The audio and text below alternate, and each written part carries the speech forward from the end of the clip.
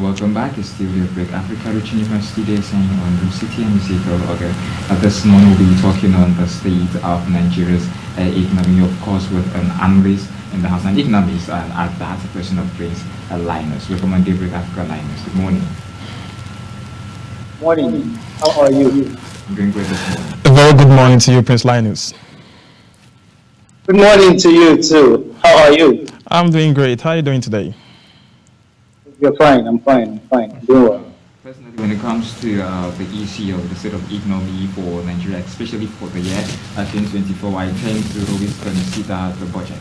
Now, before I go into my question, the budget of renewed hope was increased from 27.5 trillion naira to 28.7 trillion naira, with a difference of 1.3 trillion naira. Now, non-debt recurrent expenditure was equal to 8.77 trillion naira.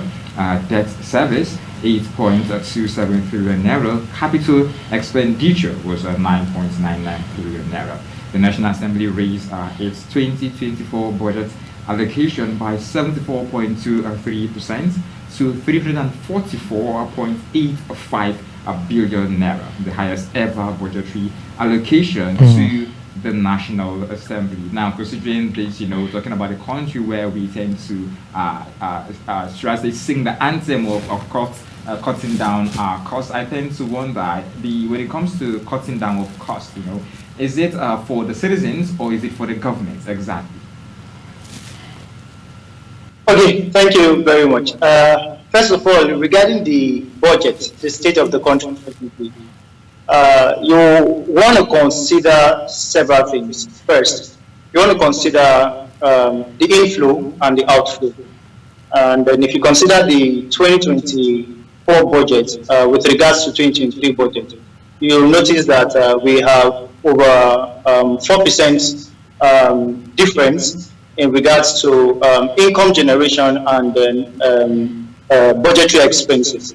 So I think one major thing we should really talk about here, before talking about cutting down of costs and all of that, to see if there is a lot of things to do. But let's get to the position that we are in the country presently. We notice that there are over 7.94 trillion naira to be generated from oil. That's for 2024, according to the plans, according to the cash inflow. Then we notice that the non-oil sector is to generate 3.54%, which is approximately 44% of what was generated last year. Compared to what we are going to be generating in 2024. But if you now put it down to what is the major benefit, or what is the comparison between revenue that will be generated in 2024 and the revenue that will be generated in 2024 and the expenditure that will be made in 2024, you later discover that we are having a deficit, a budget deficit of about 9.18 trillion. Then you wonder, where will this funding of 9.18 trillion come from? So that is where you start talking about the issues of cutting down federal allocations or state allocations or some certain other things in regards to all of this. For 9.18 trillion budget with compared to that of 2023, which is 30.78 trillion, you want to say it's a plus for the Nigerian economy.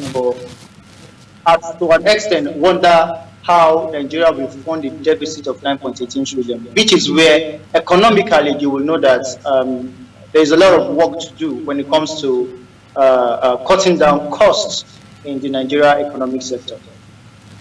All right. Really a lot of work to do per se. The difference when it comes to allocation for budget for the National Assembly, 74.23%. I mean, it's to some citizens, it's more like a greed. Well, that's another major thing I was wanting I was wanting the present administration to do. cutting down costs when it comes to national assemblies and all of that is one major thing that we cannot do without. This is because in our present state of economy, we will have to do with what we have, or we will have to do with what is best. Taxation. Let's go back a bit to the issue of taxation in Nigeria. Now, there are a lot of income generating systems, but tax is one of the major. And notice that Nigeria, as at now, have high income tax system, which we can go down to company income tax, value added tax, and all you have. So you could want to relate some of these things to, if you are having deficits and then you are allocating resources of about 7% to your federal, or your federal, or you're looking 7% for federal allocations and state house for assemblies and all of that. To me, I feel it's something that we should allow. The government should cut down on. If you're going to make a little more responsibility in cutting down costs on government spending, it will affect the budget deficit greatly. We are going to look at the business part of the whole thing, as you've spoken about the cost cutting of governance for it to be able to help our nation to grow economically. Also, we are going to look at the business part. For business to flourish economically in the country, there are a lot of factors that are going to make it work. And for it not to thrive, of course, there are still going to be a lot of factors that are not going to make business go well. Now, we have to look at insecurities, poor power supply, and also lack, or let me say, the kind of numbers that we expect that we should be getting in as foreign investors, we are not getting it in.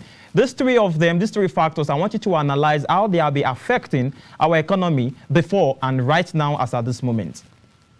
Okay. What I was about saying is this. Nigerian, for the last 5 to 10 years, have lost 45% FDI, which is foreign direct investment. And as at last week, we noticed that Shell organizations decided to sell part of its shore, and for about 2. So you already understand that over the years, we have been losing several foreign direct investments in Nigeria. This is as a result of the issue of insecurity, the issue of power supply, the issue of corruption.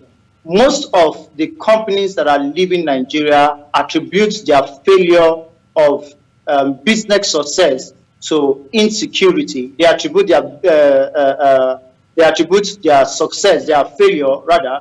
They attribute their failure to corruptions. They attribute their failure to low power supply. Sorry. So these are major things that affect foreign direct investment. You cannot put. If you want foreign direct investment in a particular country, or in our country like Nigeria per se, what you should do is put in so many infrastructural development facilities that can attract foreign investment. So we have, to an extent, observed that Nigeria have not generated a lot of foreign direct investment as much as they have lost in the past 10 years because of just these few reasons: insecurity. You and I will bear witness with the fact that it will do well for us to want to do business in a country where you feel secured. So, yeah, if you are not feeling secured if you're not feeling secured in a country, you cannot do business in that country. Just for instance, I did a calculation with some of my team and discovered that just within the space of 9 months that His Excellency, President Bola Ahmed Tinubu has been in office, Nigeria has lost over 14% FDI, which is foreign direct investment. 14% foreign direct investment have been lost in Nigeria. And these are things that we might not be able to regain. And these things can surge inflation in the country, which means that the price of products will rise at its peak. So these are things that we need to put in place, put infrastructures and securities in place if we want, what's it called now, if we want FDIs in the country. Okay, sorry. You made mention of we've lost about 14% FDIs already as of the past 9 months of this moment that the new administration have come into power. Definitely, Yeah. we have a budget that's supposed to sustain our economy and also give our economy the kind of shape that we believe they are supposed to have. Definitely, if they are losing at this point, and it shows that without even starting, they have already lost. Doesn't mean that the economy is being defeated, and also the budget and the plan that has been orchestrated for the revamping of our economy has been defeated. No, I won't say that. I won't say that. Every business will, to an extent, suffer loss, and then Nigeria has suffered a great loss in the past. I understand that.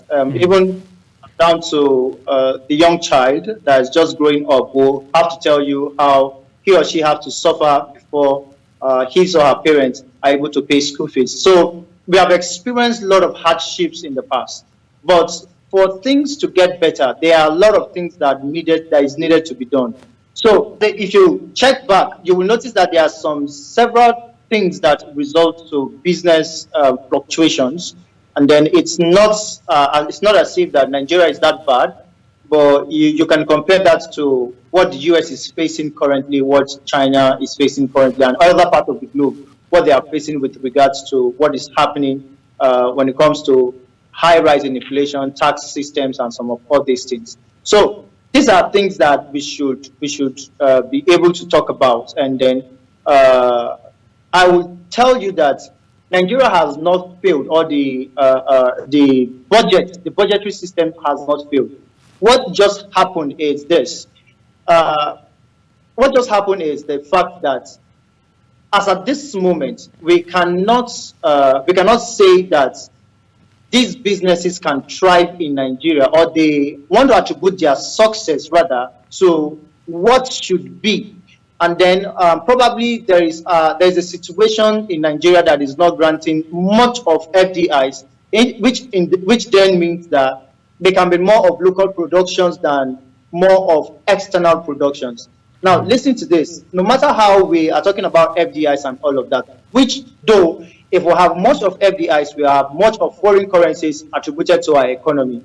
Like we have shortage of the dollar presently, and some others that have surged the dollar to a high extent against the naira. It's something that is really amazing, and you will want to like, wow, what's this? What's happening in Nigeria and all of that? But these are people that are supposed to bring in these foreign currencies and all of that. But if you check it on the other hand, the more FDIs you have in your country, the more locally produced goods can suffer a little bit, which means you and I might not be able to do some certain kind of businesses because a lot of expertise are driving their expertise towards those companies that are in your country, and they have a lot of funds, they have funds and all of that, so they could buy off several other expertise just to make sure they work for them.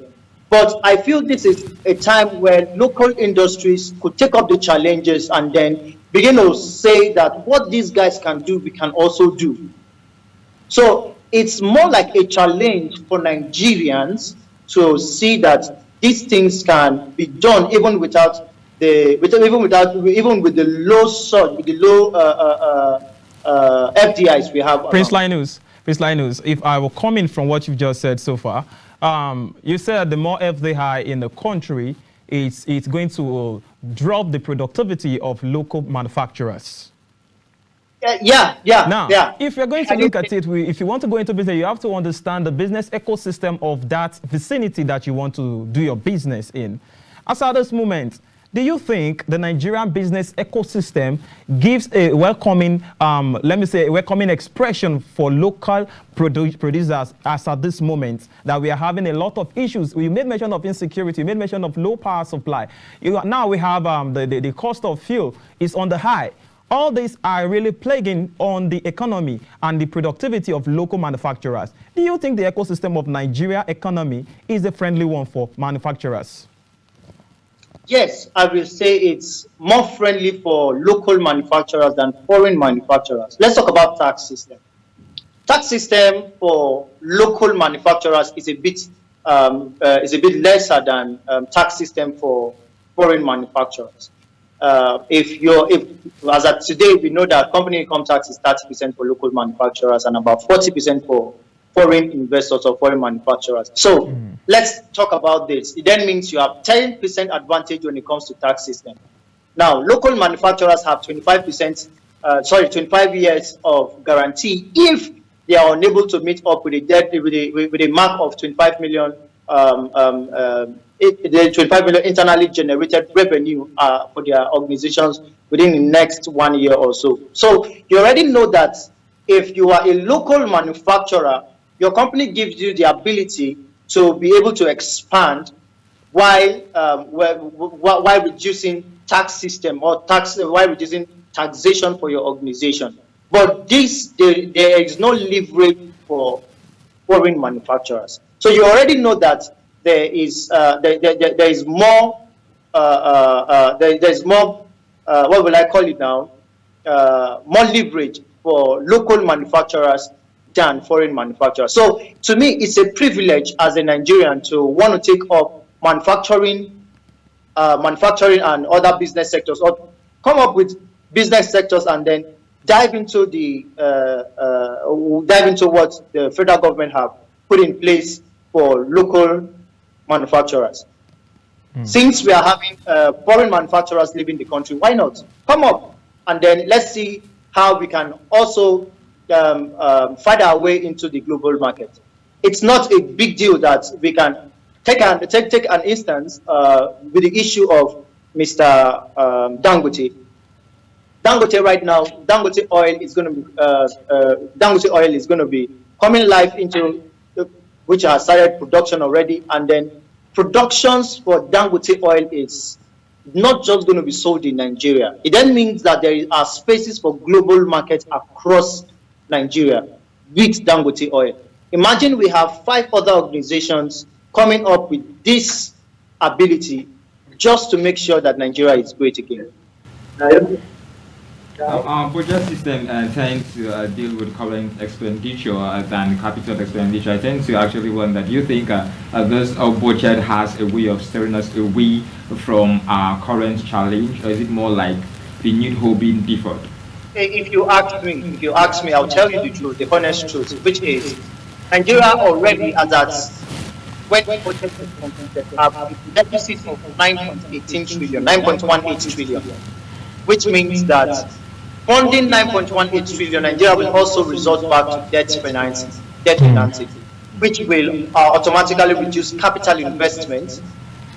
So if 70% of the capital investment or capital funding as result to what we have the budget, 2024 budget, is coming as a result of 2024 budget. If we have 70% capital financing or that capital investment financing, you will understand that we are in to making progress.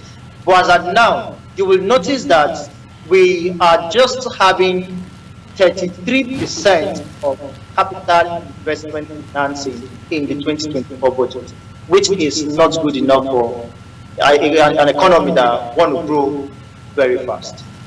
Now, you spoke about manufacturing per se, and I tend to wonder, we tend to actually talk about insecurity and other factors, trying to hinder Nigeria being a manufacturing country. But the truth is, even before insecurity, in quotes, came into that peak, we always had an issue or challenge when it comes to manufacturing. We have issue with management of already existing companies. So I tend to wonder, what exactly do you think is the issue or the challenge in Nigeria when it comes to manufacturing? Because I know it's really far away from just insecurity. Is it more of a lack of focus from our leaders or sheer wickedness? Okay, I want to say something regarding that.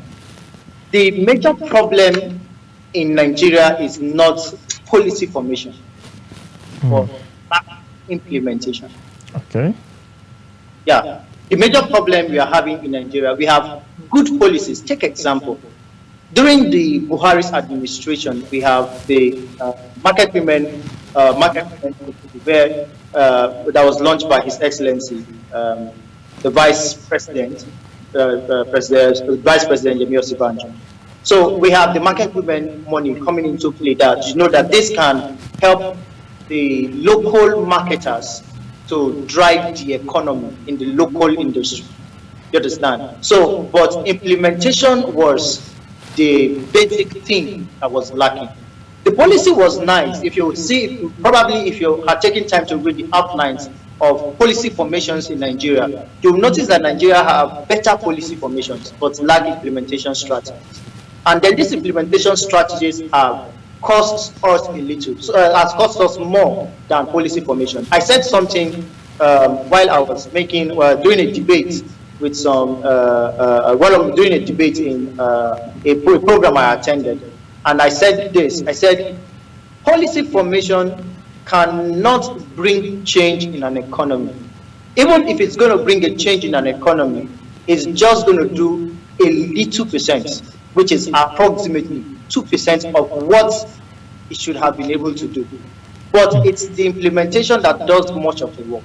So if you see that there are no implementation in place, it then means no matter how sweet or how capable your policy formations are, there is nothing you can do to help the situation. So my own advice will go into the lane of there should be more formation, there should be more implementations and policies that should be formed. Because take an instance, if this administration leaves power, another administration will come and then bring in another policy, another economic policy. What happens to the former policies in the past?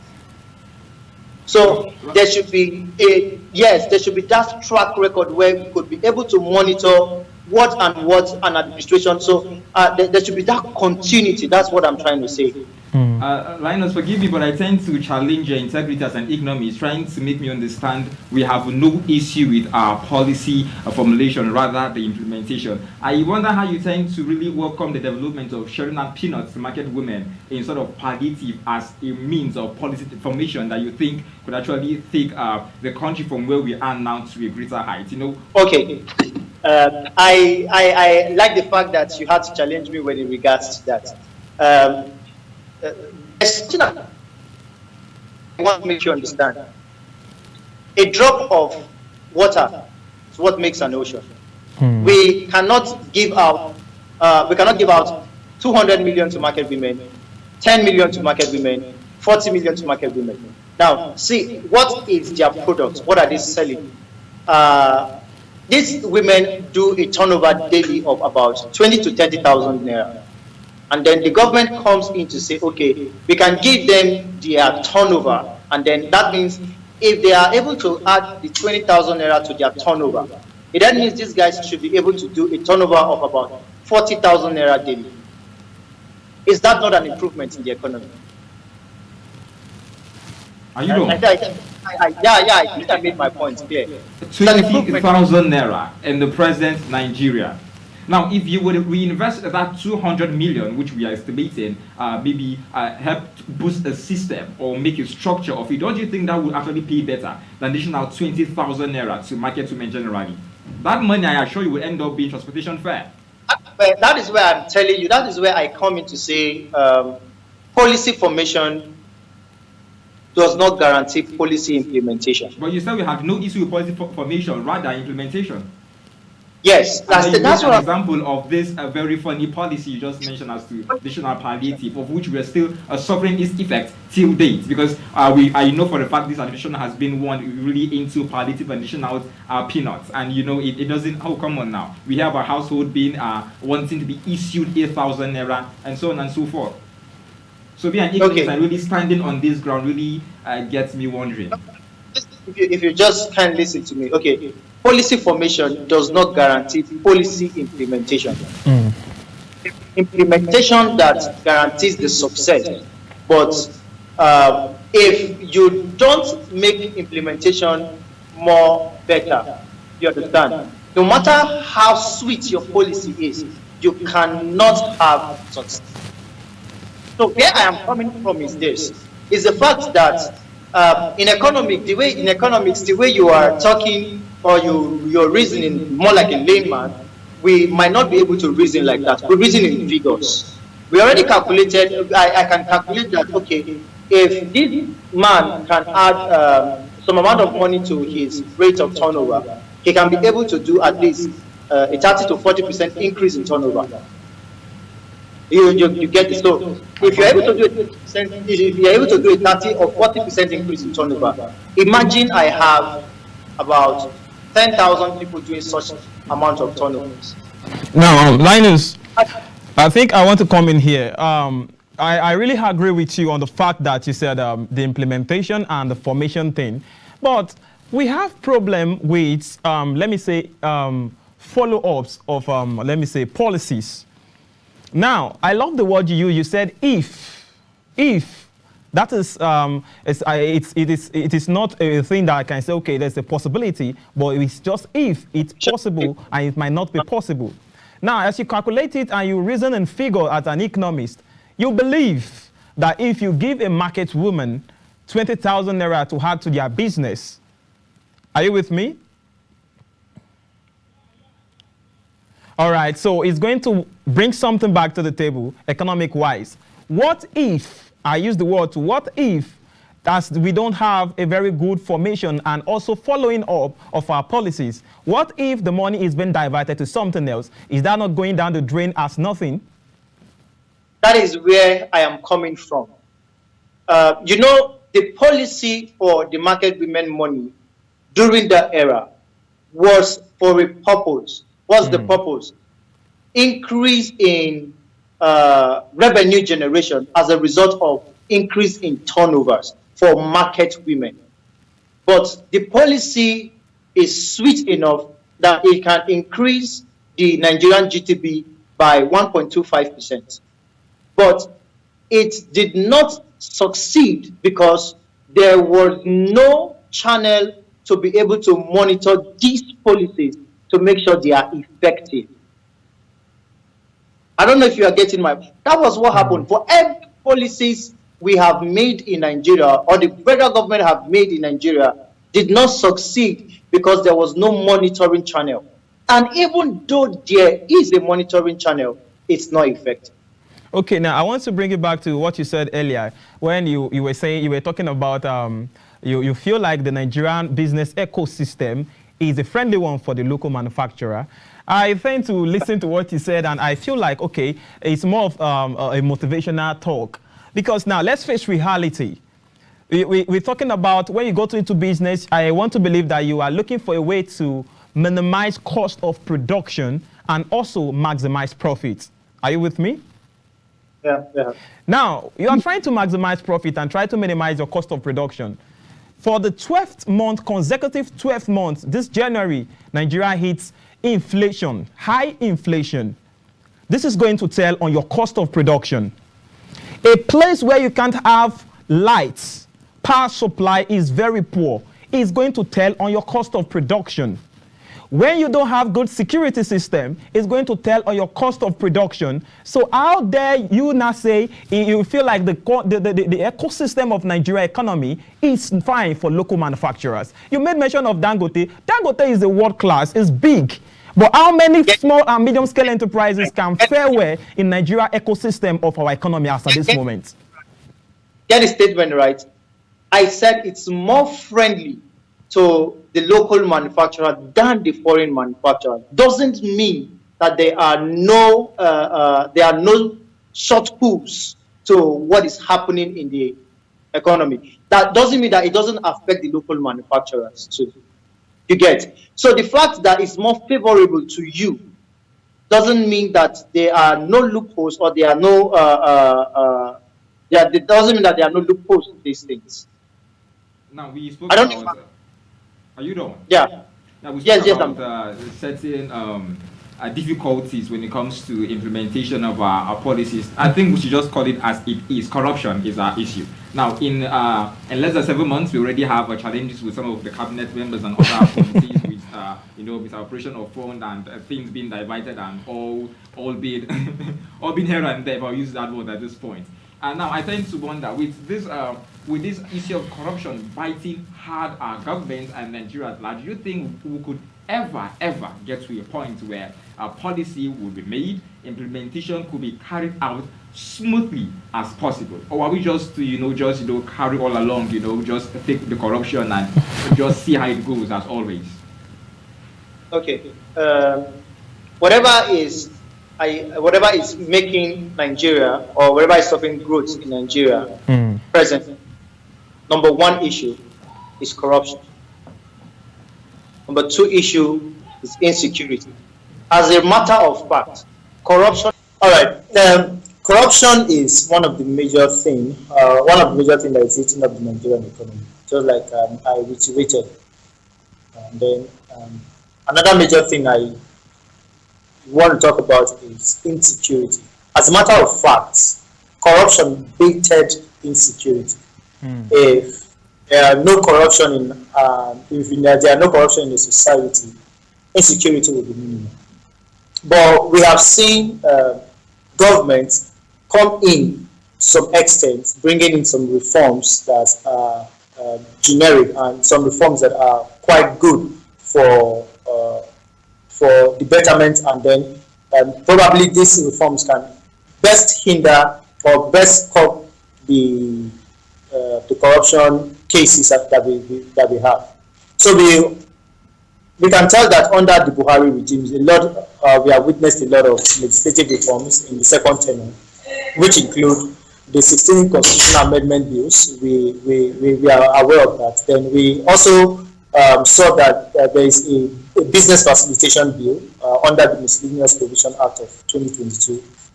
However, we see in the administration, so we see how the administration have recorded a lot of failures, and then we notice that these failures and successes can be attributed to so many things, which are corruption cases that we notice that the present administration is going after. And these are the things that we know that in the past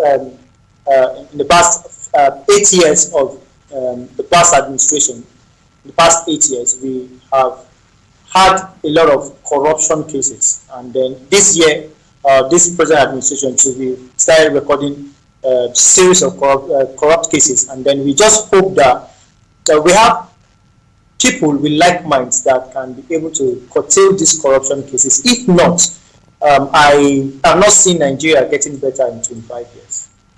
All right. Right now, I'm looking at the situation of Nigeria at this moment, being a mono economy, if you ask me, because majorly we tend to focus all our energy on the petroleum sector alone. And this has caused so many other sectors that are supposed to be productive to our economy to be lying fallow. Now, if we are going to look into other sectors, I want you to rate on a scale of 1 to 10 the possible sectors that we need to diversify into and be able to revamp our economy as a nation.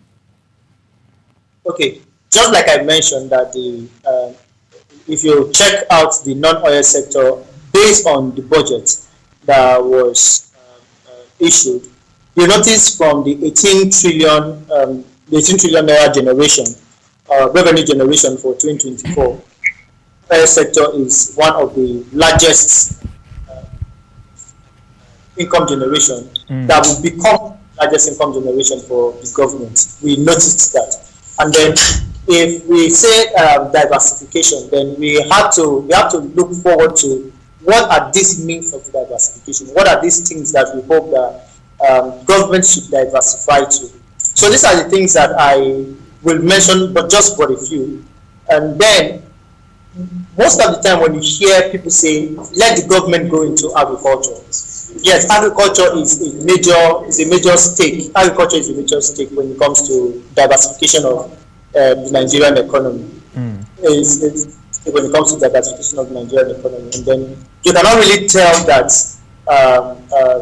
the non-oil sector, which is partially agriculture, cannot generate almost $5 to $6 trillion in the near 4 years, which means that if we put to agricultural development, which is agricultural schemes, we already know that a lot of things can really work for us. That's one. And then let's come to another sector. The technological age is growing in a fast pace. So questions I will ask is, what Nigerian government doing to curtail or doing to improve the technological space in the Nigerian economic sector? So these are the things that we keep asking ourselves, because we see low revenue generation when it comes to all those spaces. Then when you say Nigeria is a mono-economic system, yes, I will agree to an extent, but not to all extent.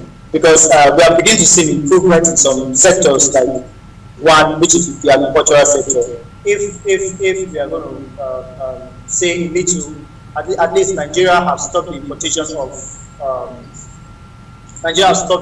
of rice to an extent and some other things. So we can just keep on the pace and all of that.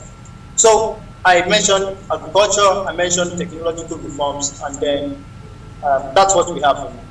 We are already out of time, so I'm just going to ask this last question.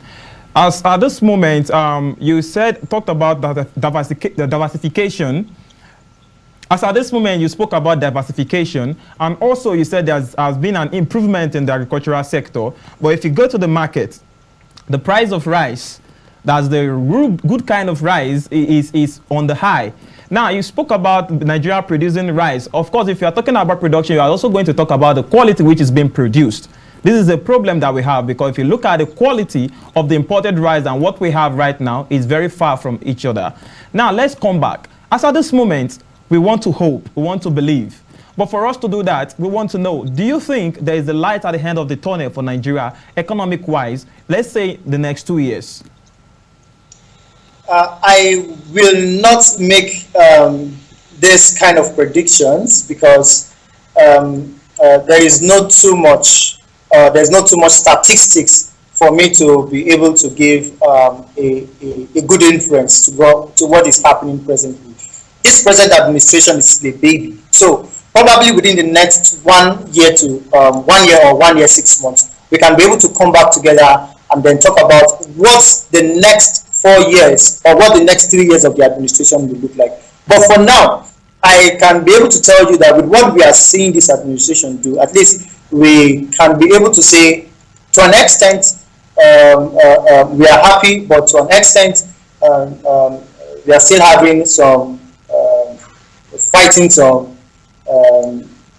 things with regards to corruption cases and all of that. So those are the things. But for now, I cannot really give a statistical inference to what Nigeria can experience in the next 2 years. But we already know that one thing I know for sure is that inflation will always go on the rise. Inflation always go on the rise. Mark me with this. We will have inflation go as high as 32%. Yeah, grow as high as 32%. I know I have done a little bit of statistics with regarding that. That's why I could make that conclusion. All right, thank you very much. We have come to the end of the program. I must say thank you very much for coming on the program, Prince Linus. Thank you very much. Thank you very much. Nice having you. All right, viewers, I'm very sure you've heard from our analyst there. In as much as I said he's not going to give predictions, we are Nigerians, as I always say, we have hopes and we believe things will come. As he also said, the administration that we are into is a baby, so let's keep our fingers crossed, all hands on deck, and believe that Nigeria is going to be a great nation, economic-wise and every other aspect that we are supposed to be as a giant of Africa. From us here, we'll be rounding up and we'll be handing over to our Lagos studio, which we believe they have more wonderful package to give to you. From us here, I remain Micheal Obagiri. Do have a wonderful day. I remain Ezekiel Ogar.